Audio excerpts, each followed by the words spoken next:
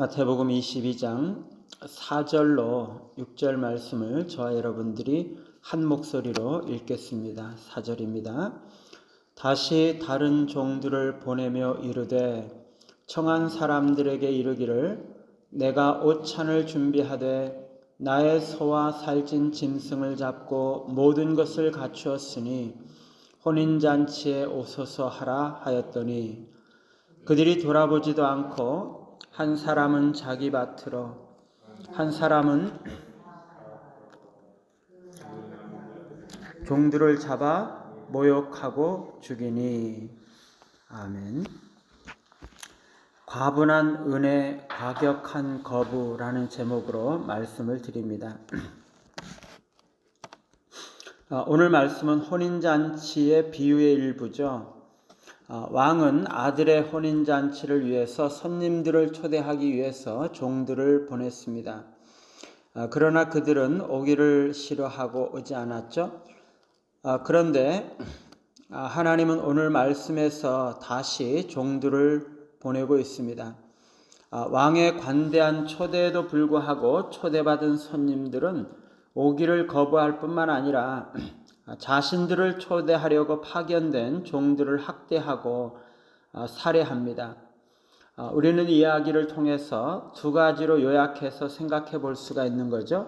하나는 임금이 베풀고 있는 과분한 은혜이고, 또 다른 하나는 그럼에도 불구하고 그것을 거부함으로써 지나치게 과격하게 반응하고 있는 그 손님들의 모습입니다.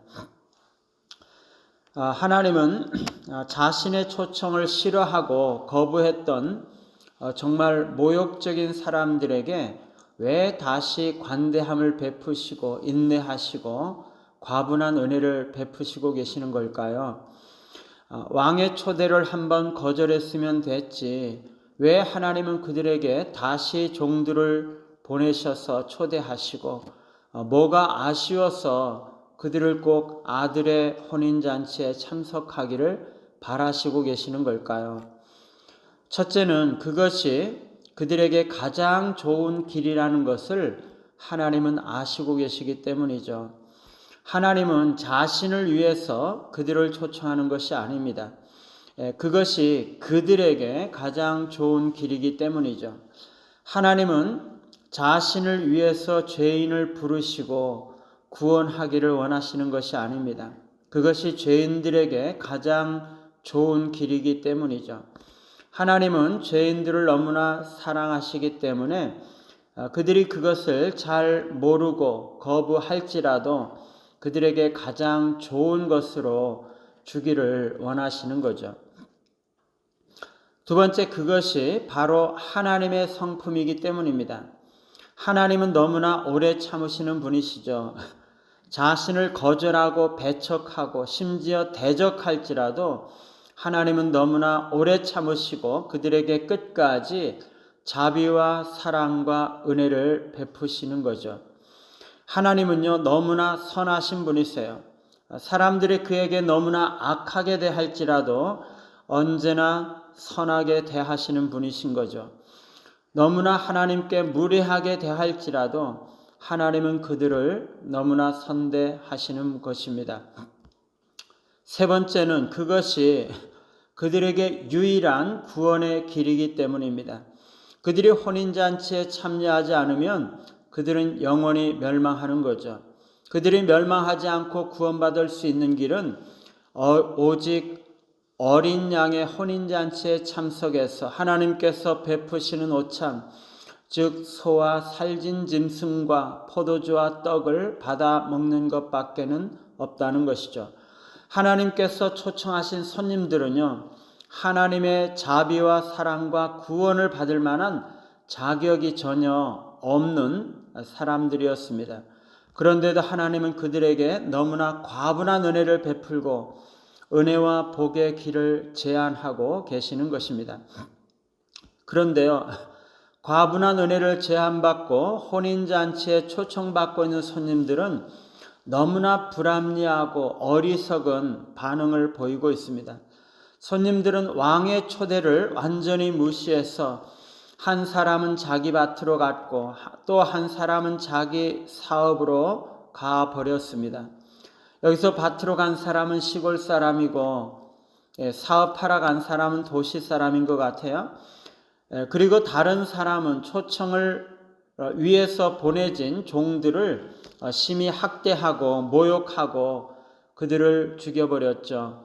너무나 거칠고 파괴적이고 심지어 자기 파괴적인 행동입니다. 초대를 받는 손님들이 초대한 종들을 죽였던 것 때문에 결국에 그들 자신이 대가를 받아야 했기 때문에 그것은 자기 파괴적인 행동이었던 거죠.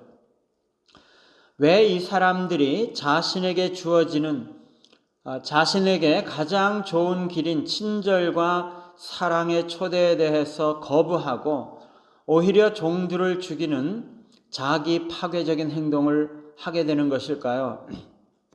첫째는 자기 자신에게만 집착하는 자기 애적인 경향 때문입니다. 나르시시즘이라고 이야기를 하죠. 이런 사람들은 자신의 욕망과 필요를 무엇보다도 우선시하는 경향이 있습니다. 자신의 일들과 자신의 문제, 자신의 감정에 지나치게 집착함으로써 자신의 문제나 감정이 다른 어떤 것들보다도 우선적인 것이고 중요한 것이라고 생각하는 거죠. 일 중독에 빠져 있는 사람이나 자신의 개인적인 목표에 대해서 강박증적인 집중을 보이고 있는 그런 사람들은 이런 자기애적인 경향이 있다고 볼 수도 있습니다. 이런 사람들은 다른 사람들에게 피해를 입힐 정도로 자신의 욕망과 필요를 우선시하기 때문에 오늘 본문에서 손님들은 심지어 왕의 신하들을 노골적으로 학대하고 죽이기까지 하는 것입니다. 두 번째는요, 자신과 타인의 권위나 권리에 대한 불균형적인 인식입니다. 자기 애적인 경향이 있는 사람은 자신의 권위나 권리를 지나치게 중요하게 생각하기 때문에 다른 사람의 권위나 자격이나 권리에 대해서 지나치게 무시하는 경향이 있다는 거죠. 오늘 본문에서 손님들은 자신을 초대한 사람의 관대함과 권위와 신분을 지나치게 고려하지 않았기 때문에 자신의 권위와 신분을 지나치게 높이 인식하고 있고 자기가 스스로 선택할 권리가 있다고 느끼고 있는 것입니다.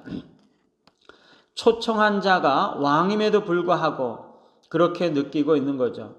이런 왜곡된 권리의식은 타인에 대한 공감 부족으로 인해서 타인의 필요와 감정을 인식하고 존중하는 것을 어렵게 만들 수가 있습니다. 이런 사람들은 자신의 중요성에 대해서 지나치게 과장된 감정과 감각, 권리의식을 가지기 때문에 타인이 베푼 그 초대의 중요성이나 가치를 인식하지 못하고 인식한다 할지라도 현재의 우선순위나 당위성과 관련해서 조화를 이루지 못하고 있는 것입니다. 세 번째는 단기적이고 현실적인 초점 때문입니다. 오늘 초청받은 손님들은 장기적인 이익보다는 즉각적인 이익에 초점을 맞추었습니다. 초대에 응하는 것은 왕 및 왕의 아들과 관계를 맺음으로써 장차 그 자신들이 왕의 나라에서 살아갈 모든 시간 동안 주어지는 혜택과 은총을 보장받게 되는 것입니다. 말하자면 왕의 잔치는 천국에서의 영원한 구원을 말하는 것이죠. 그런데 손님들은 지금 당장의 이익에 몰두하고 농장과 사업에서의 그 이익에 대해서 지나치게 집착함으로써 균형과 판단 감각을 잃어버리게 되는 것입니다. 자기 애적인 경향을 가진 사람들은 단기적인 사고방식으로 인해서 영원한 관점을 잃어버리고 장기적인 기회를 잃어버리게 되는 것입니다.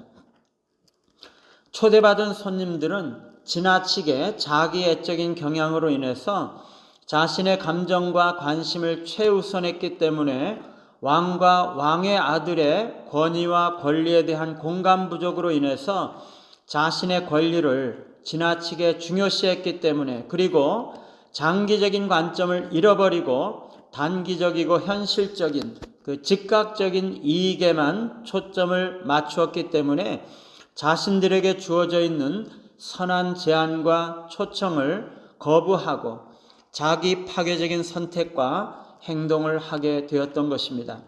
그러나 우리는 우리 자신을 십자가에 못 박고 자기 애적인 경향을 십자가에 못 박음으로써 타인들의 권리와 감정과 필요에 민감하고 영원하고 참된 유익을 누리시는 우리 모두가 되시기를 간절히 바랍니다. 274장입니다.